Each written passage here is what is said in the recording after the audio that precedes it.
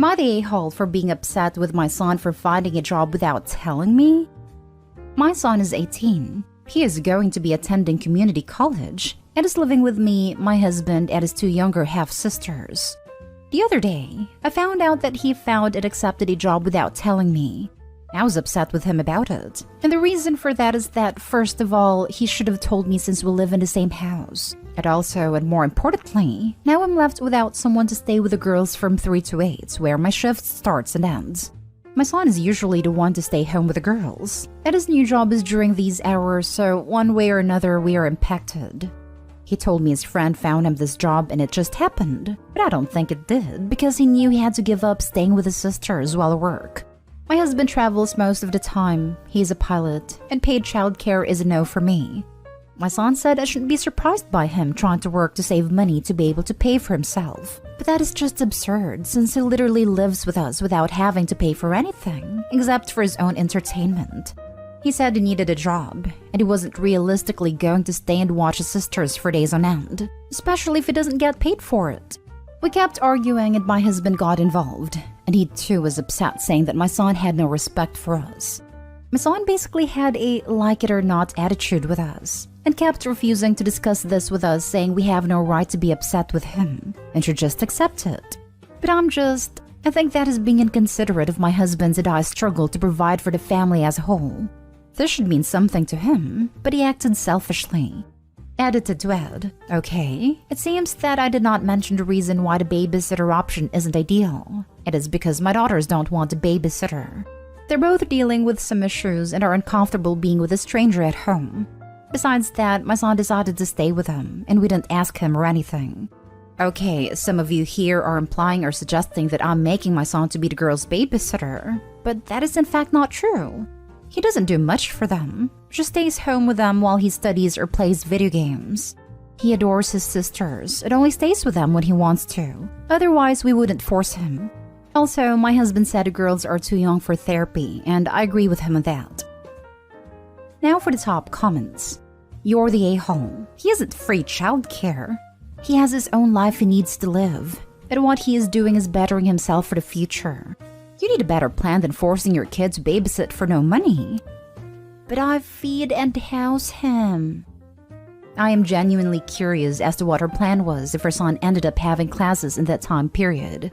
As a student, I speak from experience when I say classes can be at odd times. I wouldn't even consider 3 to 8 to be odd times for college classes, especially at a community college that might have a lot of first shift workers / second shift students. Classes in the 3 to 6 range would often fill up first when I was in college, because professors would teach their higher level or degree-specific classes earlier, and the gen eds in the afternoon. Mostly because we had a large teaching college, so we'd often be doing practicums at schools around the area in the mornings, and come back to campus in the afternoons, and we needed those classes not to interfere with school hours. So instead of getting a paying job for himself, you want him to work for you for free? You're the a-hole, and this should be cross-posted to r/choosing beggars, lol. You're the a-hole. The man is 18. He needs a job and he doesn't have any children. You have children. Stop relying on your son like he is your co-parent or partner. He is not. Exactly. He needs a job. Even if he doesn't need the money, the job economy is rough. And my friend recently graduated college with 2 degrees and has been struggling finding a job with his degrees. I couldn't imagine how much harder that would be on someone who has never had a job in general. OP, you're the a-hole. I've been working since 16. Job interviewers have often said they like seeing how much experience they have with working, as hiring someone who has 0 job experience can be a risk to them.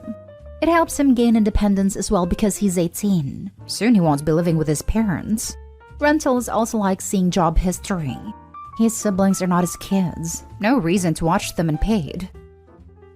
Next story is titled, Am I the a-hole for disrespecting my husband's wishes and refusing to let my kids call him dad?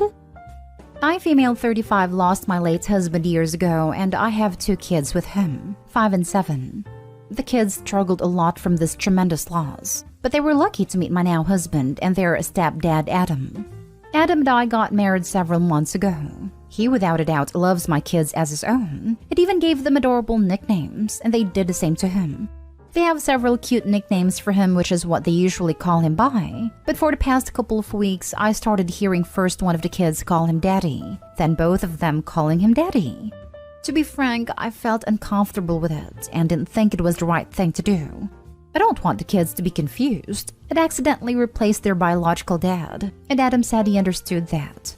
In fact, he said no pressure, but the kids decided to call him Daddy and he couldn't bring himself to correct them. I asked to try to do that and set limits so this won't go out of hand. Well, yesterday it happened again right before my eyes. One of the kids called Adam Daddy, and Adam didn't correct him or say anything. I got upset and couldn't help it. I waited till the kids were in the other room and started arguing with Adam about it. He acted confused and he said he couldn't do it, then tried to convince me to let it go as long as the kids are happy. I told him he doesn't get it because I'm trying to keep their deceased father's presence and title in their life, and as hard as it is now adding this confusion that comes with calling Adam Daddy. He said I was being irrational and that he's done nothing wrong, but I disagreed because we already had this conversation. Besides that, he was more than thrilled with the kids calling him cute nicknames, so why would he suddenly not want that now? I told him I'd handle this myself from now on out. Apparently, I pissed him off because he mumbled that I was being a bit much, then went upstairs. He's claiming that I'm disrespecting his wishes and keeping him at arm's length when it comes to his relationship with the kids, but all I ask for is time. You're the a-hole with as much compassion and sympathy as one can have while still rendering that verdict. Your kids can have more than one dad without replacing or forgetting their biological one. All you're doing by trying to police how they label their feelings about Adam is getting in the way of building a healthy relationship with a father figure who's here, and who they've embraced. Please get to therapy if you continue to struggle with how to navigate this, because I really think this is more about you and your grief than what's best for them. Agreed, but I'm holding off on too much compassion. Opie needs therapy, but she also needs to hold herself accountable for keeping her kids emotionally healthy. The kids want a dad, and they see Adam as dad because he is right there doing all the dad stuff. If Opie blocks them from building this bond, they will get so confused. All the kids at school have moms and dads. Why don't they? They will ask questions, and kids can struggle with how adults process emotions. Let them have their dad. Yes, and also Opie was mad that the Adam didn't correct the kids when calling him dad. But how is he going to do that without upsetting them? They're quite young, so even if he explained in the nicest possible way, they could feel upset about the conversation. You are being irrational. This issue is your preference, so you should have been handling it yourself all along. It's possible for the kids to call their stepfather daddy and also know that their bio father died. Forcing your husband to say, "Don't call me daddy," is a poor substitute for you just talking to them about their deceased father. If the children choose to call their stepfather daddy, let them. You're the a-hole. This is spot on. Opie, the kids chose to call him dad. They chose. Imagine how they will feel if he says, "I'm not your dad. Stop calling me that." They will feel awful and unloved. They think of him as their dad and it turns around and stamps on their feelings. Don't make him do that. Don't make him damage the nice relationship he has going on with those kids. Leave it be. Soft, you're the a-hole. He's not making the kids call him dad. They're doing it on their own, which is a good thing because it means they like him and feel loved by him. I understand you not wanting the kids to forget their father, but they're 5 and 7, and chances are they aren't going to have any memories of him. However, they'll have you to tell them about him. And I don't think them calling your husband dad is going to make them forget that they had a dad who loved them and did not choose to leave them. They can have 2 dads and love them both. Next story. Am I the a-hole for not allowing my daughter's friend to sleep over because her mother didn't teach her boundaries? The title is quite confusing, but I can't figure out a better way to word it, so I'm just gonna do my best to explain. My 36 female daughter, 6 female, has a friend, 6 female, whose mother I have frequently had issues with. Mom B, 30s female, and her husband, male 30s, are what's yours is mine people and have taught their daughter that mindset. My daughter has a very fragile teddy that her granny gifted her when she was christened. I've mended this teddy 100 times. but it's still falling apart because my daughter carries it literally everywhere. She's super gentle with it. It has come up with her own rules that you have to follow to hold and play with the teddy. My daughter asked to have a play date / sleepover with her friend a few months ago. After talking to her parents, I agreed. Turns out the girls fought like cats and dogs over her teddy because the friend didn't want to follow the rules and didn't understand that if she can't follow them, she can't play.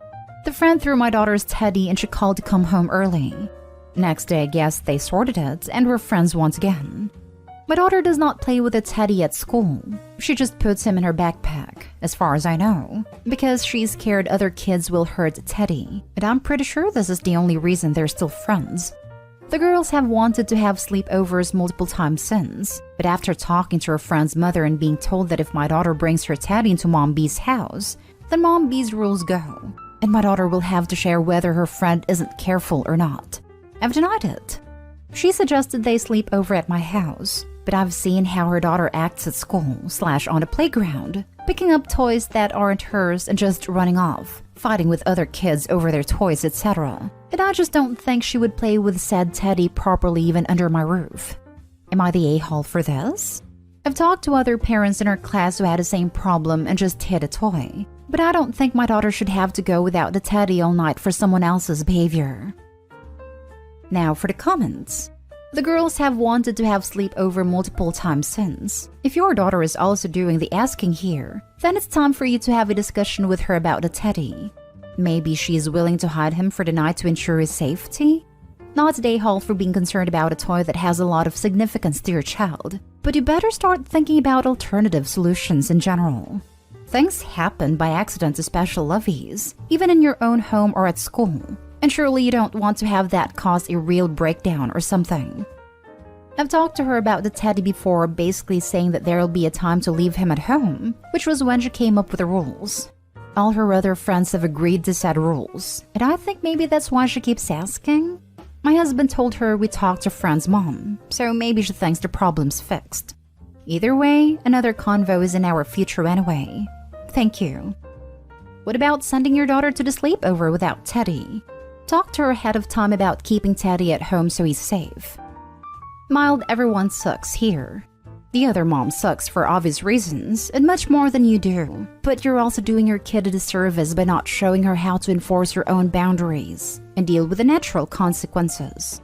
Asking her directly would make the most sense here. Does your daughter want to go on a sleepover? If she does she want to leave Teddy at home so that he doesn't get messed up? Ultimately, it was bound to happen that there would be a situation where it wasn't appropriate for her to bring Teddy, and learning how to cope with that is an important skill. In another comment, Opie mentions some of the rules around a teddy that require hand washing, and I'm just wondering if the daughter may be developing some unhealthy habits in regards to the teddy. Like, I completely understand the importance in her being a child that has an attachment, but at some point, the daughter is going to have to learn to separate from the bear, and I personally think that needs to be more of the focus here. Everyone sucks here for right now, though. Last story is titled, Am I the a-hole for telling my cousin and her husband they should consider stopping their IVF treatment? My female 28 female cousin Lauren, female 35, and her husband have been struggling with having kids and are suffering from health issues. They've begun IVF treatment, which is expensive where I live. So far, they've had several rounds, but no luck. They visited on my mom's birthday yesterday. We don't see each other much now, but mom tells me about how they're doing in general. We were conversing at dinner and the IVF got brought up. Lauren said she and her husband are about to undergo another round of IVF.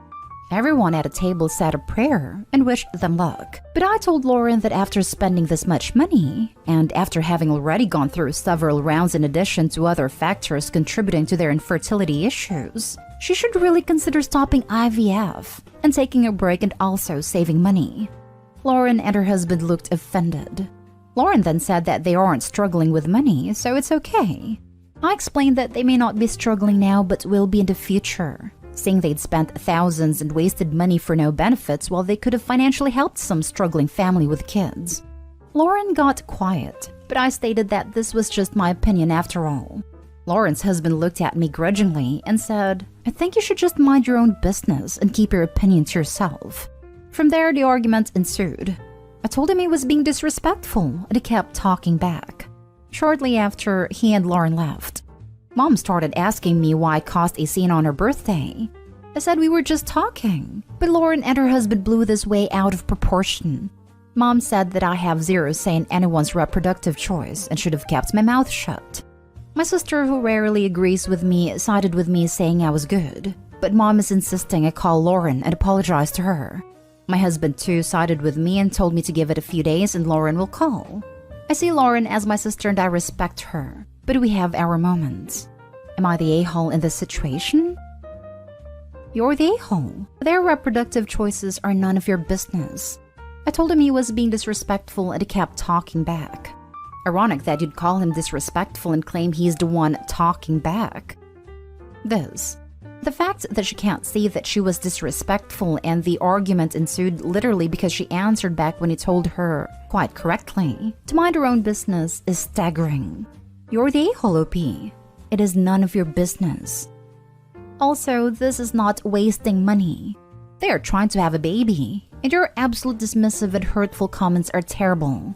Now, if they were loaning money everywhere to get these treatments, and only if they ask you multiple times and you kept on saying no, then you have the right to say something about this. If not, shut up. And also, I can say my opinion because it's my opinion and I'm allowed to state my opinion, however de facto true that is. It's also making you a huge a-hole. You don't need to say your opinion because it's none of your freaking business. You're the a-hole. What they do with their money and their bodies is none of your business. And they could have financially helped some struggling family with kids. Are you helping a struggling family with kids? I'm petty, so if I was in that family, every time Opie mentioned spending money, I would throw that back in her face. Oh, you took a vacation? You could have helped a struggling family. New haircut? Shoes? Clothes? That money could have been used to help a struggling family. You're the a-hole. Let me guess. You're the struggling family with kids they should have helped instead. This is absolutely a mind-your-own-business situation. I've read too many of these posts, lol. It is like a solid 80-20 that whenever someone says that someone should have helped others, they're talking about themselves. Wouldn't be surprised if the cousin cuts her off completely. They don't need that toxicity in their life.